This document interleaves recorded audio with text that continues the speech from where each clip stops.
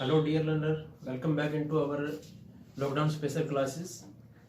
अभी तक हमने नॉट फॉर प्रॉफिट ऑर्गेनाइजेशंस किया है, उनके कैरेक्टरिस्टिक क्या है, सब्सक्रिप्शन क्या है और उससे रिलेटेड कौन कौन से एडजस्टमेंट हमने करने पड़ते हैं वो हम पढ़ चुके हैं पिछले वीडियोज़ में।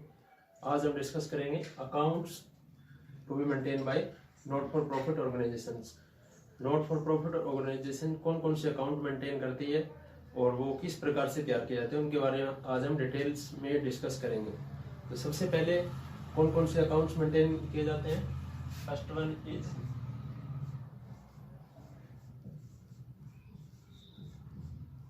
Receipts and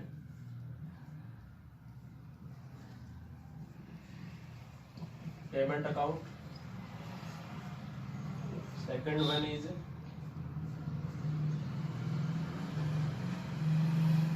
income and expenditure account and balance sheet।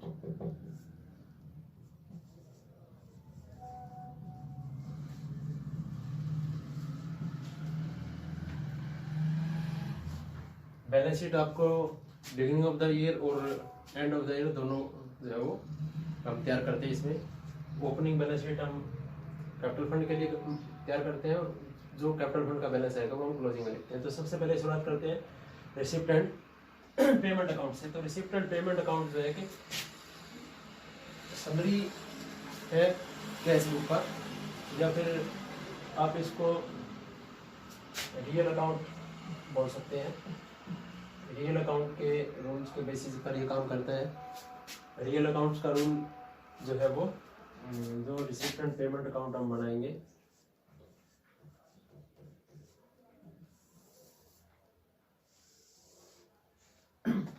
तो रियल अकाउंट का क्या रूल होता है, डेबिट व्हाट कम्स इन और क्रेडिट व्हाट गोज आउट।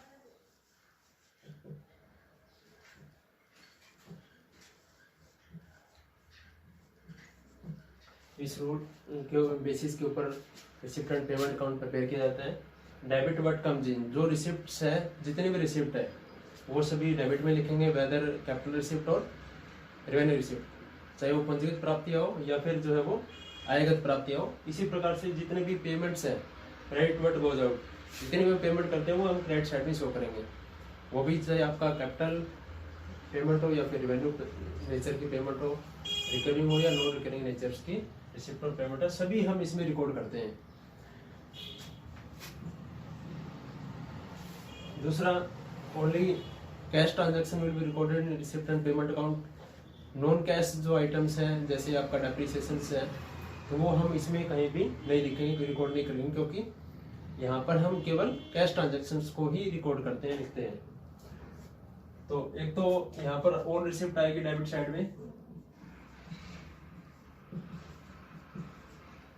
चाहे वो आपका कैपिटल रिसिप्ट हो या फिर रेवेन्यू रिसिप्ट हो। इधर आपका ऑल पेमेंट्स आएगा,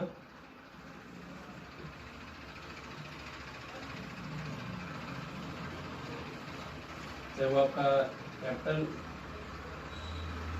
नेचर की पेमेंट हो या रेवेन्यू नेचर की पेमेंट हो, तो दोनों जो है रिसिप्ट और पेमेंट्स यहाँ पर रिकॉर्ड किए जाएंगे। इसके अलावा जो यहाँ पर रिसिप्ट और पेमेंट जो हम रिकॉर्ड करेंगे वो इस साल जो आपको पैसा मिला है, चाहे वो पैसा पिछले साल से रिलेटेड हो, करंट ईयर से रिलेटेड हो या नेक्स्ट ईयर से रिलेटेड हो, सारी रिसिप्ट जो है हम और पेमेंट जो है वो रिकॉर्ड करेंगे। करंट ईयर का भी आपका हो सकता है,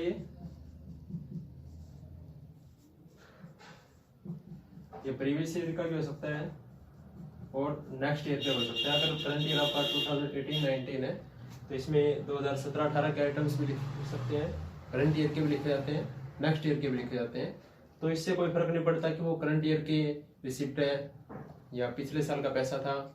सारे जो रिसिप्ट्स और पेमेंट है वो हम यहाँ पर रिकॉर्ड करते हैं रिसिप्ट एंड पेमेंट अकाउंट में। रिसिप्ट एंड पेमेंट अकाउंट जब हम शुरू करते हैं। तो सबसे पहले इसमें हम कैश और बैंक का ओपनिंग बैलेंस देते हैं। इसको हम balance BD cash in hand और कैश एट बैंक लिखेंगे। ऐसे ही सारी रिसिप्ट और पेमेंट आने के बाद में जो बैलेंसिंग फिगर बचेगा वो आपका कैश एट बैंक और कैश इन हैंड हो सकता है, वो क्लोजिंग बैलेंस आपका आ जाएगा। फिर हम उसको क्लोजिंग बैलेंस शीट में लिख देंगे। तो रिसिप्ट एंड पेमेंट अकाउंट्स के बेसिस के ऊपर फिर दूसरा अकाउंट हम तैयार करते हैं, वो आपका है income and expenditure account.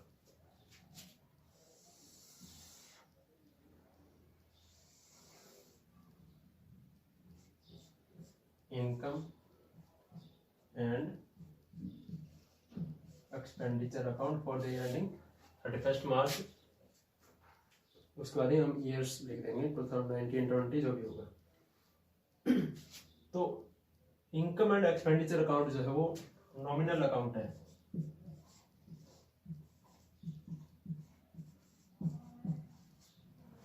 Nominal accounts कौन से होते हैं? All those account which is related to income and expenditure. जो इनकम एक्सपेंडिचर प्रॉफिट लॉस से रिलेटेड जो अकाउंट्स होते हैं वो आपका नॉमिनल नेचर के होते हैं, नॉमिनल अकाउंट्स होते हैं। तो इनकम एंड एक्सपेंडिचर अकाउंट जो है नॉमिनल अकाउंट है। इसका जो रूल जो होता है डेबिट और एक्सपेंसेस एंड लॉसेस, क्रेडिट और इनकम और गेन। तो सभी खर्चे और हानियां इसके डेबिट में लिखते हैं। तो ये एक्सपेंडिचर साइड होगी इसकी, और यह आएगा आपका इनकम साइड। अमाउंट को लगा देगा। तो लेकिन आपने ध्यान में ये रखना है कि जो इनकम एंड एक्सपेंडिचर अकाउंट है वो रिसिप्ट एंड पेमेंट अकाउंट के बेसिस पे तैयार करेंगे, और आपको एडिशनल इंफॉर्मेशन भी मिल सकती है। तो उन दोनों के बेसिस के ऊपर इनकम एंड एक्सपेंडिचर अकाउंट हम प्रिपेयर करेंगे। क्यों करेंगे? इनकम एंड एक्सपेंडिचर अकाउंट्स हम प्रिपेयर करते हैं टू फाइंड आउट सरप्लस और डेफिसिट ड्यूरिंग द ईयर्स। कि एक साल के दौरान आपके खर्चे ज्यादा हैं या फिर आपकी इनकम ज्यादा है।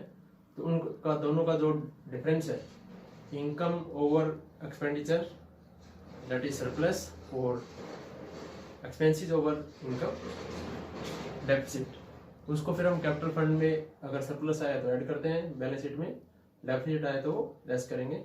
तो कहाँ से निकालेंगे? वो इनकम एंड एक्सपेंडिचर अकाउंट से निकालेंगे। इनकम साइड ज्यादा है तो आपका इनकम ज्यादा है, सरप्लस होगा, डेबिट साइड में लिख देंगे बैलेंसिंग फिगर। एक्सपेंडिचर साइड ज्यादा है तो आपका डेफिसिट आ जाएगा, तो उसको हम क्रेडिट साइड में लिखेंगे बाय डेफिसिट। अमाउंट के कॉलम में अकाउंट लिख देंगे। लेकिन अब जो ध्यान में रखना है, रिसिप्ट एंड पेमेंट अकाउंट्स में जो रिसिप्ट साइड है वहां से अपने जो है वो ट्रांजैक्शन पिकअप करना है, उसको इनकम साइड में लिखना है।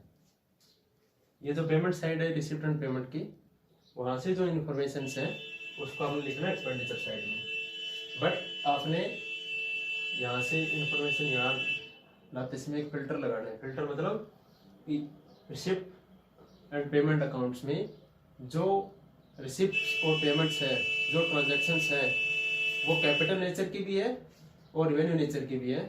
तो जो कैपिटल नेचर की जो आपकी रिसिप्ट्स है, जो ट्रांजैक्शंस है, जैसे आपका लाइफ मेंबरशिप फीस है, लिगेसीज है, या फिर सेल ऑफ एनी एसेट्स है, उससे जो पैसा मिला है, ये सारे कैपिटल नेचर की है।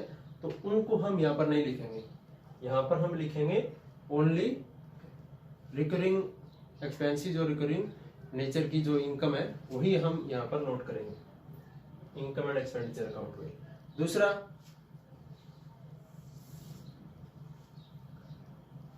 यहाँ पर जो इंफॉर्मेशन होती है रिसिप्ट एंड पेमेंट अकाउंट में, वो करंट ईयर की मिल सकती है, आपको प्रीवियस ईयर की मिल सकती है, नेक्स्ट ईयर की मिल सकती है।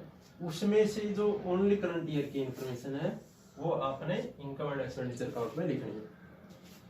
तो यहाँ से सबसे पहले आपने क्या करना है, जो रिसिप्ट और पेमेंट्स है उसमें से only and only related to current year, वो डाटा आपने यहाँ पर लिखना है। इन्फॉर्मेशन जो कैपिटल नेचर की है related to previous year, next year, वो आपने यहाँ नहीं लिखना है। लेकिन कई बार क्या होता है, जो इंफॉर्मेशन है उसमें प्रीवियस ईयर या नेक्स्ट ईयर के कुछ इंफॉर्मेशन जो वो ऐड या लेस होती है, तो उसके लिए हमने कुछ एडजस्टमेंट करने पड़ेंगे। तो एडिशनल इंफॉर्मेशन फिर आपको यहाँ पर मिलेगी, उसके बेसिस के ऊपर हम इनकम एंड एक्सपेंडिचर अकाउंट में कुछ एडजस्टमेंट करेंगे। क्यों करते हैं ऐसे एडजस्टमेंट? जैसे आपका आउटस्टैंडिंग है, कोई प्रीपेड एक्सपेंसेस है, अक्रूड इनकम है, अनअर्न्ड इनकम है, क्योंकि इनकम एंड एक्सपेंडिचर अकाउंट आपका जो प्रॉफिट एंड लॉस अकाउंट आपने बनाया +1 में, उससे मिलता जुलता आपका अकाउंट है। प्रॉफिट एंड लॉस अकाउंट बनाते इसमें एक मैचिंग कंसेप्ट और एक अक्रूवल बेसिस जो कंसेप्ट है वो अप्लाई होता है। मैचिंग कंसेप्ट क्या बोलता है कि जो एक पार्टिकुलर ईयर्स में हम प्रॉफिट की जो कैलकुलेशन करते हैं, उस कैलकुलेशन के लिए जो इनकम्स, प्रॉफिट की कैलकुलेशन कैसे करते हैं, जो इनकम्स है उसमें से एक्सपेंसेस घटा देंगे तो जो डिफरेंस आएगा प्रॉफिट आ जाएगा। तो जो इनकम्स आपने ली है क्रेडिट साइड में, वो जो इनकम है, डेबिट साइड में जो एक्सपेंसेस लिए आपने, जो कॉस्ट ली है, वो दोनों जो है मैच करने चाहिए। मैच करने का मतलब है कि उस इनकम्स को जनरेट करने के लिए कितने एक्सपेंसेस किए, ओनली पार्टिकुलर उस इनकम्स को जनरेट करने से रिलेटेड जो कॉस्ट है वही आपने दिखानी है, और उस कॉस्ट से कितना इनकम जनरेट हुई वही आपने दिखाना है। मतलब एक पार्टिकुलर ईयर्स का जो डाटा है वो मैच करना आपने, वो नहीं अगले साल का होना चाहिए, नहीं पिछले साल का होना चाहिए, सेम आपके जो अकाउंटिंग जो पीरियड्स है वो होना चाहिए। इसलिए हम मैचिंग कंसेप्ट यहाँ पर भी लागू होगा, और जो करंट ईयर की इंफॉर्मेशन है वही हम इनकम एंड एक्सपेंडिचर अकाउंट में लिखेंगे। अक्रूवल बेसिस क्या है कि कोई भी इनकम अगर आपने कमा ली है, मिली नहीं है अभी तक, लेकिन है तो इसी साल की, तो उसको हम दिखाएंगे सही वो आपको कैश में मिला हुआ है, नहीं मिला हुआ। ऐसे ही एक्सपेंसिस जो है वो इसी साल का है, आपने पे किया हो या नहीं किया हो, हम उसको शो करेंगे। जैसे रेंट पेड है, 12 महीने का आपने रेंट पे करना है, उसमें से 9 महीने का आपने किया, 3 महीने का नहीं किया, लेकिन वो इसी अकाउंटिंग पीरियड से रिलेटेड है, तो हम उसको नोट करेंगे। आउटस्टैंडिंग हो गया वो, तो हम उसको ऐड कर देते हैं। तो इसलिए यहाँ पर आपने ध्यान में रखना है। एक कुछ यहाँ पर रिसिप्ट एंड पेमेंट अकाउंट में कुछ हिडन इन्फॉर्मेशन भी होती है। जैसे यहाँ पर आपको मिल जाएगा रिसिप्ट में इंटरेस्ट ऑन इन्वेस्टमेंट। सपोज करो यहाँ पर आपने यहाँ पर लिखा हुआ मिलेगा 10,000 rupees interest on investment, bracket में मिलेगा एट द रेट 10% पर एन्यूम, और आपको इन्वेस्टमेंट कहीं लिखा नहीं मिलेगा। इसका मतलब आपको 1 साल का ब्याज मिला है 10,000 रुपये, तो आपको ब्याज कब मिलेगा? जब आपने कुछ पैसा इन्वेस्ट किया है, तो उस इन्वेस्टमेंट के ऊपर आपको इंटरेस्ट मिला है, तो आपने देखना है कि वो इन्वेस्टमेंट कितनी है। तो यहाँ से सबसे पहले आपने वो इन्वेस्टमेंट फाइंड आउट करनी है, फिर वो हम बैलेंस शीट में लिखेंगे। जो इंटरेस्ट ऑन इन्वेस्टमेंट है वो हम इनकम एंड एक्सपेंडिचर में इनकम साइड में लिख देंगे। या फिर जैसे आपका हो सकता है सेल ऑफ फर्नीचर, कोई भी एसेट्स हो सकती है। यहाँ पर अमाउंट मिल गया आपको 10,000 रुपीज, ब्रैकेट में लिखा है फेस वैल्यू रुपीज है वो 12,000 है। वैसे तो कैपिटल रिसिप्ट है 10,000 रुपीज, फर्नीचर बेचा आपने तो इनकम एंड एक्सपेंडिचर में नहीं आएगा। लेकिन अगर ऐसी कोई भी ट्रांजेक्शन है जिसके कारण प्रॉफिट या लॉस होता है, वो इसी अकाउंटिंग ईयर्स में हुआ है, तो प्रॉफिट है तो वो आपका इनकम में लिख देंगे, अगर लॉस ऐसी ट्रांजैक्शन कारण हुआ है तो वो हम लिखेंगे एक्सपेंडिचर साइड में। एक आपका एक्सपेंसेस से रिलेटेड जो चीज ध्यान में रखनी है, जैसे मान लीजिए आपको यहाँ पर मिला रेंट, अमाउंट लिखा है 1300 रुपये, और एडिशनल इंफॉर्मेशन में लिखा हुआ है कि rent is paid up to April 2020, और आपका जो अकाउंटिंग ईयर्स है वो क्लोज हो रहे 31 मार्च 2020 2020 31 मार्च को, और रेंट आपने पे किया अप्रैल 2020 तक का, यानी कि 1 माह का आपने एडवांस पेमेंट किया है। तो वो जो पेमेंट है वो नेक्स्ट ईयर से रिलेटेड है, तो हम क्या करेंगे, इसको 13 मंथ से डिवाइड कर देंगे, क्योंकि इसका मतलब जो पैसा आपने दिया, एक तो 31 मार्च 2020 तक पूरा 1 साल हो गया, 12 महीने, और अप्रैल तक का किया तो 13 महीने का हो गया ये। तो 13 से डिवाइड करेंगे, 100 रुपीज़ आपका हम लेस कर देंगे, क्योंकि which is related to next year. और प्रीपेड एक्सपेंसेस है, तो यहाँ पर जब हम कोई भी एक्सपेंसेस लिखेंगे, एक्सपेंसेस पेड आउटस्टैंडिंग को ऐड कर देंगे, और प्रीपेड है तो वो लेस कर देंगे। तो इस प्रकार से आप रिसिप्ट एंड पेमेंट अकाउंट्स के बेसिस के ऊपर इनकम एंड एक्सपेंडिचर अकाउंट्स बना सकते हैं। जो इम्पोर्टेंट ट्रांजैक्शंस थी वो हम पहले डिस्कस कर चुके हैं, जैसे सब्सक्रिप्शन आपका है, इंटरेस्ट फीस है, लाइफ मेंबरशिप फीस है। तो जो भी है सारी ट्रांजैक्शंस हम जो इम्पोर्टेंट थी वो हम डिस्कस कर चुके हैं डिटेल्स में। तो उसके बेसिस पर आप उसको अलग अलग प्लेस के ऊपर लिख सकते हैं। इसके अलावा एक आपने तैयार करना है बैलेंस शीट।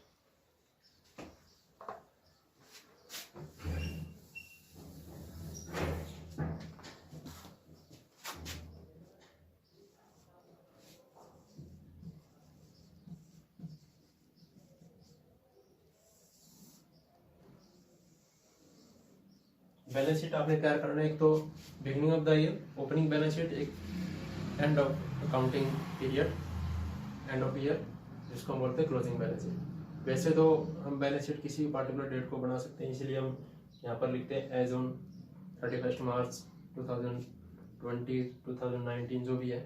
तो ओपनिंग की भी हम तैयार कर सकते हैं, क्लोजिंग की भी तैयार कर सकते हैं। क्यों तैयार करते हैं ओपनिंग की? आपको क्वेश्चन में कहीं नहीं मिलेगा कि आपने ओपनिंग तैयार करना है, आपको क्वेश्चन मिलेगा from the following receipt and payment account and additional information prepare necessary accounts, prepare income and expenditure account and balance sheet. तो उसमें ओपनिंग कहीं नहीं लिखा, लेकिन आपने निकालना पड़ेगा। क्यों? To find out capital fund. Capital fund हम कैसे निकालेंगे? ओपनिंग बैलेंस शीट बनाएंगे, लायबिलिटी साइड, एसेट साइड, जितनी भी एसेट्स होगी जो गिवन है, आपको एसेट्स मिलेगी अलग अलग ईयर्स की, जैसे 2019 और 2020। यहाँ पर मिलेगा फर्नीचर 10,000 रुपये, 12,000 रुपये। तो जो ओपनिंग होगा एसेट्स की जो बैलेंस है उसको हम ओपनिंग बैलेंस शीट में लिखेंगे, जो क्लोजिंग होगा वो क्लोजिंग बैलेंस शीट में लिख देंगे। कैश का जो बैलेंस होगा रिसिप्ट एंड पेमेंट अकाउंट के रिसिप्ट में ओपनिंग बैलेंस होगा वो ओपनिंग बैलेंस शीट में लिखेंगे। क्लोजिंग जो बैलेंस शीट आएगा, सॉरी जो कैश का बैलेंस आएगा उसको हम क्लोजिंग बैलेंस शीट में लिख देंगे। तो इस प्रकार से जो एसेट साइड होगा उसका टोटल करेंगे, लायबिलिटी साइड है उसका टोटल करेंगे, जो डिफरेंस आएगा वो आपका आ जाएगा कैपिटल फंड। इस कैपिटल फंड को निकालने के लिए हम ओपनिंग बैलेंस शीट प्रिपेयर करेंगे, फिर उसके बाद हम क्लोजिंग बैलेंस शीट बनाएंगे। तो क्लोजिंग बैलेंस शीट के जो आपके एसेट्स होंगे या तो आपको बैलेंस मिलेगा, अगर बैलेंस नहीं है तो आपने क्या करना पड़ेगा, जो ओपनिंग बैलेंस है, अगर कोई आपने एसेट्स परचेज कर लिया तो बढ़ जाएगी तो वो हम ऐड कर देंगे, कोई सेल कर दिया तो वो लेस कर देंगे, डेप्रिसिएशंस है तो वो हम लेस कर देंगे। तो इस प्रकार से जो क्लोजिंग बैलेंस बचेगा वो हम क्लोजिंग बैलेंस शीट में लिख देंगे। कैपिटल फंड जो ओपनिंग बैलेंस शीट से लिखा है आप वो कैपिटल फंड का बैलेंस लिखेंगे, और उसमें सरप्लस होगा तो income and expenditure accounts maintain करने से वो हम ऐड कर देंगे, डेफिसिट होगा तो वो हम लेस कर देंगे। तो इस प्रकार से हम ये receipt and payment account, income and expenditure account और बैलेंस शीट प्रिपेयर कर सकते हैं। तो ये थी कुछ ज़रूरी चीज़ें। अभी हम receipt and payment account, income and expenditure account और बैलेंस शीट, उसका क्या परफॉर्मा है, उसमें कौन कौन से ट्रांजैक्शंस लिखते हैं उसको डिस्कस करते हैं। Pro forma of receipt and payment account, शुरुआत हम इसकी करते हैं कैश या बैंक के ओपनिंग बैलेंस शीट से। डेबिट साइड में, डेबिट साइड रिसिप्ट साइड है, क्रेडिट साइड है पेमेंट साइड। तो ओपनिंग बैलेंस शीट के बाद में जितनी भी रिसिप्ट है, चाहे वो कैपिटल रिसिप्ट हो, रेवेन्यू रिसिप्ट हो, सारी डेबिट साइड में आती है। जैसे सब्सक्रिप्शन है, जनरल डोनेशन है, सेल्स ऑफ न्यूज़पेपर्स है, sales of old sports material है, कोई फिक्स डिपॉजिट है उसके ऊपर आपको ब्याज मिला हो, डिविडेंड मिला हो, इन्वेस्टमेंट के ऊपर, sales of scrap, proceeds from charity show आपने कोई किया, उससे आपको कोई इनकम हुई हो। Miscellaneous receipt, grants in aid, कोई सहायता आपको मिली हो सरकार से या किसी दूसरी संस्था से। Legacies, special donation, sales of investment, sales of fix assets, ये आपके कैपिटल नेचर की है। Life membership fees, interest fees. तो इस प्रकार से जो भी रेवेन्यू या कैपिटल रिसिप्ट है सारी डेबिट साइड में आ जाएगी। पेमेंट साइड में अगर बैंक ओवरड्राफ्ट का कोई ओपनिंग बैलेंस है तो उससे शुरुआत करेंगे। उसके बाद में जो पेमेंट्स हैं सारी आ जाएगी आपकी, चाहे वो रिकरिंग नेचर हो, नॉन रिकरिंग नेचर की हो।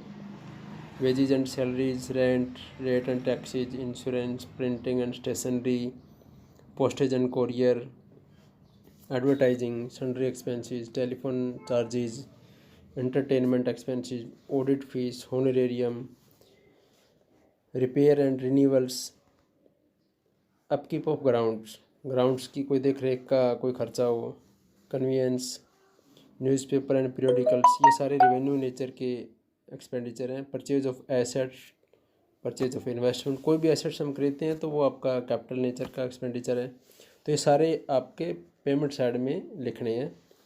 उसके बाद में देखना है कि अगर पेमेंट साइड ज़्यादा है तो बैंक ओवरड्राफ्ट आएगा, डेबिट साइड में लिख देंगे। अगर पेमेंट साइड कम है तो कैश और बैंक का closing balance. This is the format of income and expenditure account. Debit side expenditure side है, क्रेडिट साइड इनकम साइड है। खर्चे डेबिट में लिखते हैं, इनकम हम लिखते हैं क्रेडिट साइड में। कोई भी एक्सपेंसेस हो, अगर आउटस्टैंडिंग है वो तो हम ऐड करते हैं, प्रीपेड है तो वो लेस करते हैं। जैसे सैलरीज ऐड करेंगे, outstanding salaries at end, closing outstanding salary less करेंगे ओपनिंग आउटस्टैंडिंग सैलरी। अगर वो प्रीपेड हो तो ओपनिंग जो आपका है वो ऐड हो जाएगा और क्लोजिंग होगा वो लेस हो जाएगा। ऐसे ही rent, insurance, audit fees, printing and stationery, honorarium, telephone expenses, repairs, depreciation, non cash item है जैसे ये भी हम इसमें रिकॉर्ड करते हैं। यूजेज ऑफ सपोर्ट्स मटेरियल, तो इस प्रकार से खर्चे लिखेंगे ओनली करंट ईयर। फिर हम रिकॉर्ड्स करेंगे इनकम को, वो भी केवल करंट ईयर का होना चाहिए। मेन आपका इनकम जैसे सब्सक्रिप्शन है। आउटस्टैंडिंग अगर आपकी इनकम है, प्राप्त होना बाकी है तो क्लोजिंग हम ऐड करते हैं। ओपनिंग आउटस्टैंडिंग सब्सक्रिप्शन है वो हम लेस करते हैं। एडवांस हो तो subscription received advance opening add करते हैं, क्लोजिंग हम लेस करते हैं। ऐसे ही entrance fees, donation, sales of old newspaper, hall rent, sales of old sports material जो हम डेली रूटीन में यूज़ करते हैं उसको हम बेच देते हैं तो वो इनकम है रिकरिंग नेचर की, वो भी हम यहाँ लिखते हैं। सन्ड्री रिसिप्ट, तो इस प्रकार से हम इनकम्स को रिकॉर्ड करेंगे जो करंट ईयर की है। उसके बाद में आपने जो है कंपैरिजन करना है एक्सपेंडिचर का और इनकम का। अगर आपकी इनकम साइड ज़्यादा है तो डेबिट साइड में सरप्लस आ जाएगा, टू सरप्लस लिख देंगे जो बैलेंसिंग फिगर होगा। अगर आपकी एक्सपेंडिचर साइड ज़्यादा है, इसका मतलब आपके खर्चे ज़्यादा हैं, आपकी इनकम कम है, तो डेफिसिट आ जाएगा।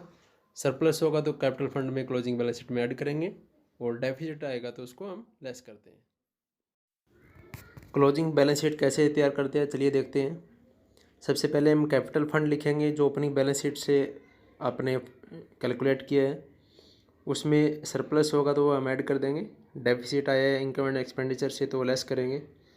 इसके अलावा जो कैपिटल रिसिप्ट है like legacies, life membership fees, interest fees का कुछ पोर्शन अगर उसको कैपिटलाइज किया है तो वो भी आएगा यहाँ पर। इसके अलावा स्पेशल फंड, कोई ओपनिंग बैलेंस है तो वो लिखेंगे, उसमें उस पार्टिकुलर फंड से रिगार्डिंग जो रिसिप्ट्स हैं और जो इनकम्स जनरेट हुई है वो हम ऐड कर देंगे। रिगार्डिंग एक्सपेंसेस जो है वो लेस कर देंगे। नेट अमाउंट जो आएगा वो हम शो करेंगे। इसके अलावा कुछ और लाइबिलिटीज हो सकती है जैसे क्रेडिटर फॉर, आपने कोई भी परचेज किया है, बैंक ओवरड्राफ्ट का कोई बैलेंस है, कोई एक्सपेंसेस आउटस्टैंडिंग है, या इनकम आपको एडवांस में मिली है जैसे सब्सक्रिप्शन रिसीव्ड इन एडवांस, तो हम लाइबिलिटी साइड में शो करेंगे। एसेट साइड में कैश इन एड या कैश एट बैंक का जो क्लोजिंग बैलेंस होगा वो शो करेंगे। फिर outstanding income like outstanding subscription वो हम शो करेंगे। प्रीपेड एक्सपेंसेस कोई भी होगा वो भी हम शो करेंगे यहाँ पर एसेट साइड में। स्टॉक ऑफ कंज्यूमेबल आइटम्स लिखेंगे यहाँ पर। पहले ओपनिंग बैलेंस कितना था, आपने ड्यूरिंग द ईयर कितना और ख़रीद लिया जिससे स्टॉक बढ़ा हो। अगर कंज्यूम आपने किया है तो ड्यूरिंग द ईयर वो लेस कर देंगे तो नेट बैलेंस आ जाएगा, वो हम लिख देंगे।